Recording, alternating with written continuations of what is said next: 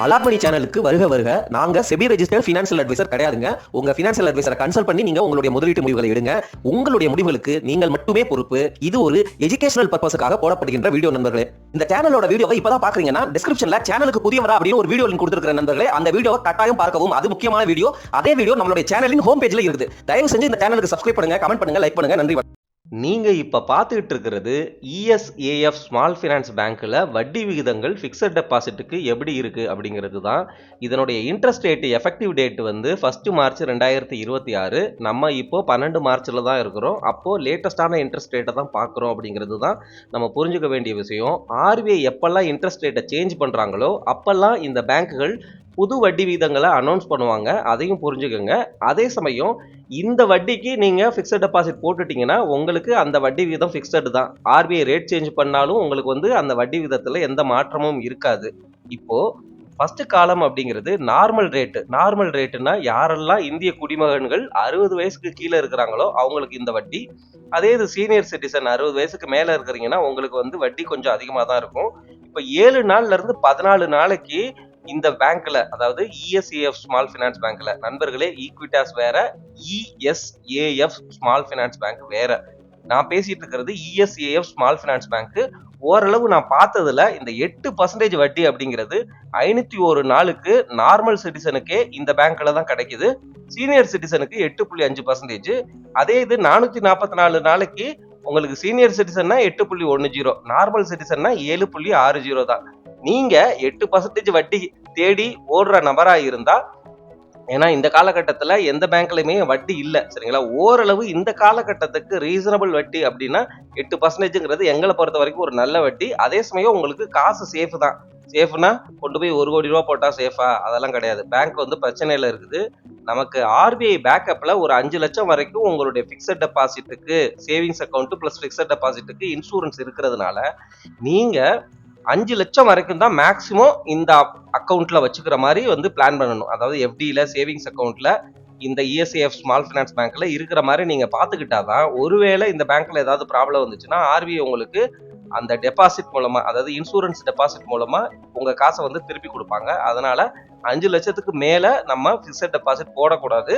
ஆனா நமக்கு இந்த 8%ங்கிறது நமக்கு கிடைக்கும், சரிங்களா? அதனாலதான் வந்து உங்ககிட்ட ஷேர் பண்ணேன். வேற ஏதாவது தகவல் இருக்கா அப்படின்னு நீங்க வந்து கமெண்ட்ல சொல்லுங்க. நம்ம மக்கள்ல பல பேர் ESAF ஸ்மால் ஃபினான்ஸ் பேங்க் FDல போடுறத விட நான் பாண்டு வாங்கிக்கிறேன், பாண்டும் சேஃப் தானே, எனக்கு 12% வட்டி கிடைக்குது அப்படின்லாம் யோசிக்கிறாங்க. நண்பர்களே, IPO வந்தப்போ இந்த பாண்டு வந்து 11.65%க்கு தான் வந்து வட்டியில வந்திருக்கிறாங்க. இப்போ 12.03%ன்னு இருக்குது. ஏன் இந்த வட்டி கூடுச்சு அப்படிங்கிறத நீங்க கேள்விகள் கேட்கணும். ஏன்னா வட்டி விகித சைக்கிள் மாறும் பொழுது அந்த பாண்டினுடைய பிரைஸ் இருக்கு பாத்தீங்களா, செகண்டரி மார்க்கெட்ல ட்ரேட் ஆகும் பொழுது ஸ்டாக் பிரைஸ் மாதிரியே ஏறி இறங்கும். அதனால உங்களுக்கு இந்த வட்டி விகிதங்கள் கூடும் குறையும். நீங்க எந்த பிரைஸ்ல வாங்குறீங்க, செகண்டரி மார்க்கெட்ல வாங்குறீங்க அப்படிங்கிறத பொறுத்து. ஆனா மெச்சூரிட்டி ஆனதுக்கு அப்புறம் உங்களுக்கு ஒரிஜினல் பிரைஸ் அந்த பாண்டை ரிலீஸ் பண்ணும்போது என்ன கொடுத்தாங்களோ அதுதான் வந்து வரும். நீங்க ஆனா 12% வட்டி கிடைக்குதுன்னு இந்த பாண்டை வாங்குனீங்கன்னா இதுல ரிஸ்க் இருக்கு அப்படிங்கிறது தான் பாயிண்ட்.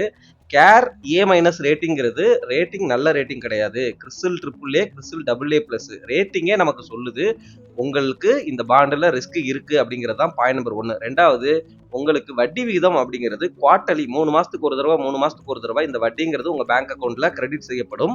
அந்த வட்டிக்கு நீங்க உங்களுடைய இன்கம் டாக்ஸ் ஸ்லாப் பிரகாரம் டாக்ஸ் கட்டுற மாதிரி இருக்கும். ரெண்டாவது, இந்த பாண்டினுடைய ரீபேமெண்ட் ப்ரையாரிட்டி அப்படின்னு சொல்லுவாங்க. அதாவது இன்சால்வன்சி, அதாவது பேங்க் வந்து திவாலாயிடுச்சு அப்படின்னா பேங்கினுடைய டெபாசிட் யாரெல்லாம் வச்சிருக்கிறாங்களோ அவங்களுக்கு காசை திருப்பி கொடுப்பாங்க.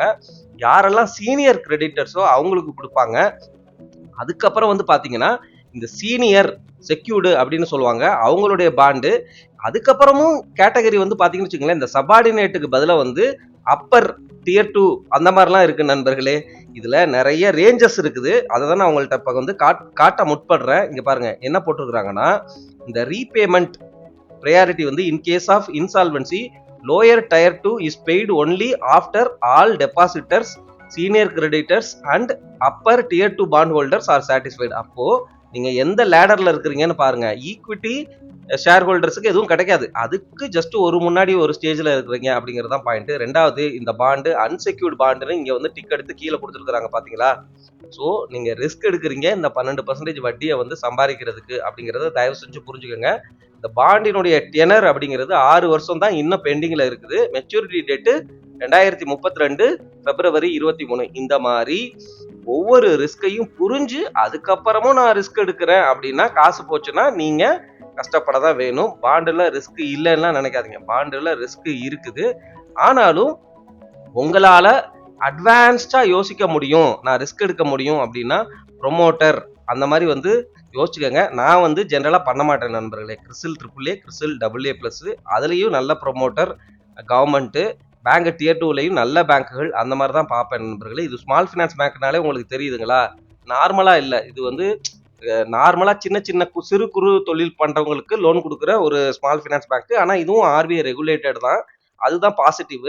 இந்த வட்டி அப்படிங்கிறது உங்களுக்கு நம்மளுக்கு ரிஸ்க் தான் அதிகம் அப்படிங்கறத தான் இந்த வட்டி வீதம் நமக்கு சொல்லுதுங்கிறது தான் நான் உங்ககிட்ட ஷேர் பண்றேன். போஸ்ட் ஆஃபீஸில் உள்ள ஸ்கீம்ஸ் எல்லாம் ஃபிக்ஸட் டெபாசிட் கேட்டகரியில் பவர்ஃபுல்லான ஸ்கீம்ஸுங்கிறது உங்களுக்கு புரியவே மாட்டேங்குது. எதனால் பவர்ஃபுல் அப்படின்னா, போஸ்ட் ஆஃபீஸில் மட்டும்தான் உங்களுக்கு quarterly compounded interest, half yearly compounded interest அப்படின்னு ஒவ்வொரு ப்ராடக்ட்டுக்கு ஏற்ற மாதிரியும் மாறுபடும் நண்பர்களே. அதாவது உங்களுக்கு இன்ட்ரெஸ்ட்டுங்கிறது 3 மாதத்துக்கு ஒரு தடவை காம்பவுண்ட் ஆகும். வெளியில் நீங்கள் எங்கே போட்டாலும் அது வருஷத்துக்கு ஒரு தடவை வட்டி கொடுப்பாங்க. அது வந்து வருஷத்துக்கு வந்து அடுத்த வருஷத்துக்கு வந்து பிரின்சிபலா கன்சிடர் செய்யப்பட்டு அதுக்கு வந்து அடுத்த வருஷம் வந்து ஒரு தடவை வட்டி கொடுப்பாங்க. அப்படிதான் இருக்கும். இப்போ 8% வட்டினா 1,00,000 போட்டீங்கன்னா ஒரு வருஷம் முடிவுல உங்களுக்கு 8,000 வட்டி கொடுக்கப்படும். அடுத்த வருஷம் பாத்தீங்கன்னா 1,00,000க்கு 8,000க்கு உங்களுக்கு 8% வந்து வட்டி கொடுக்கப்படும். ஆனா போஸ்ட் ஆஃபீஸ் ஸ்கீம்ல நீங்க சூஸ் பண்ற ப்ராடக்ட்டை பொறுத்து இப்ப குவார்ட்டர்லி காம்பவுண்டட் அப்படின்னா 1,00,000க்கு 3 மாசம் கழிச்சு 8% வட்டிக்கு 3 மாசத்துக்கு எவ்வளவு வரும் அப்படிங்கறத கால்குலேட் பண்ணி கொடுத்துட்டு மறுபடியும் அந்த அமௌண்ட்டுக்கு அடுத்த காலாண்டுல வந்து மறுபடியும் வந்து அந்த 8% வட்டிக்கு 3 மாசத்துக்கு எவ்வளவு அப்படி கொடுப்பாங்க. இதுதான் வந்து பியூட்டி. இதுல வந்து என்னன்னா ரொம்ப சேஃப். கவர்மெண்ட்டுக்கு நீங்க காசு கொடுக்குறீங்க. சேஃப். நீங்க வயசானவங்க இருந்தாங்கன்னா இங்க பாருங்க, சீனியர் சிட்டிசன் ஸ்கீம் 8.2%. எங்கேயும் அலைய வேணாம், எதுவும் ரிசர்ச் பண்ண வேணாம். அம்மா அப்பாவுக்கு ரிட்டையர்மெண்ட்டுக்கு சேஃபா நிம்மதியா வந்து உங்களுக்கு வட்டி அருமையா கிடைக்கும். ஆனா அவங்க கிளியரா சொல்லியிருக்கிறாங்க பாருங்க, 8.2% பெர் ஆனம். இங்க வந்து குவார்ட்டர்லி காம்பவுண்டட் கிடையாது. ஆனா பப்ளிக் ப்ராவிடென்ட் ஃபண்ட்ல பாருங்க 7.1%, அதுவும் ஆனம் தான். ஆனம்னா வருஷத்துக்கு ஒரு தடவை தான் அப்படிங்கிறது தான். ஆனா வந்து national savings recurring deposit 6.7% quarterly compounded.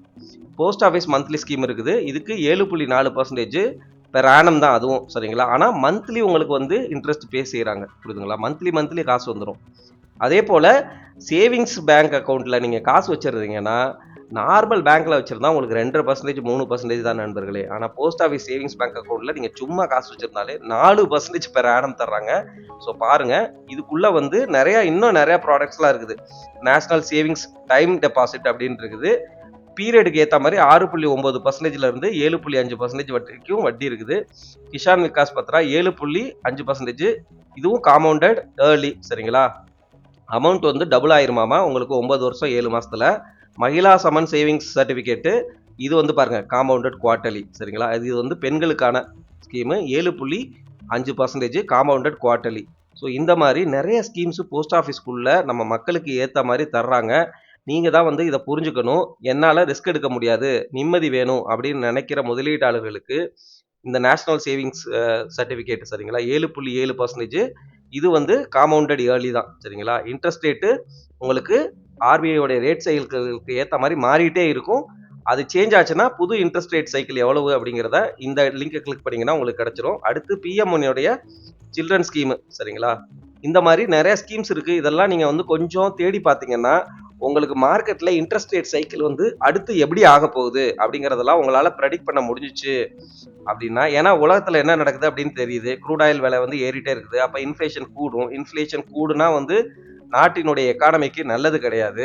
இவங்க மறுபடியும் வந்து பணத்தை அதிகமா வந்து புழங்க விடுவாங்க. புழங்க விட்டாங்கன்னா அப்போ வட்டி விகிதத்தை ஏத்துவாங்க. வட்டி விகிதத்தை ஏத்துனா நீங்க இந்த மாதிரி ப்ராடக்ட்டுக்கெல்லாம் வந்து இன்னும் இன்ட்ரெஸ்ட் ரேட்டு ஜாஸ்தி ஆகும். அப்ப நம்ம இப்ப போடலாமா, இன்னும் கொஞ்சம் வெயிட் பண்ணி போடலாமா, இந்த மாதிரிலாம் யோசிக்கணும். இப்படி நடக்குங்கிறத நான் சொல்லல.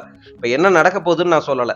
இப்படி யோசிக்க கத்துக்கிறது தான். இப்போ நம்ம உதாரணமா 2024 செப்டம்பர்ல அழகா நான் சொன்னேன், ஆர்பிஐ வந்து ரேட் கட் பண்ண போறாங்க. Small finance bank for example Suryoday small finance பேங்க்லாம் 10% வட்டி தர்றாங்க அப்படின்னு சொன்னேன். யாரெல்லாம் அதை யூஸ் பண்ணிக்கிட்டீங்க அப்படின்னு தெரியல. 10% வட்டினா இந்த 2 வருஷத்துல 20% ஈஸியா சம்பாதிச்சிருப்பீங்க. அதுல இருந்து வர்ற வட்டியை ஈக்விட்டியில நல்ல ஸ்டாக்குகளை வாங்கியிருந்தாலும் உங்களுக்கு ஆவரேஜ் அவுட் ஆயிருக்கும். பிரைஸும் ஆவரேஜ் அவுட் ஆயிருக்கும். உங்க ஒரிஜினல் கேபிட்டலும் அப்படியே இருந்திருக்கும். இதெல்லாம் வந்து நல்லா யோசிக்கிறவங்களுக்கு, நம்ம வீடியோக்கள் பார்க்குறவங்களுக்கு தான் அமையும்னு நான் நினைக்கிறேன் நண்பர்களே. யாராவது நம்ம வீடியோவை பார்த்து நான் போட்டிருக்கிறேன் அப்படின்னு சொன்னா கமெண்ட்ல சொல்லுங்க.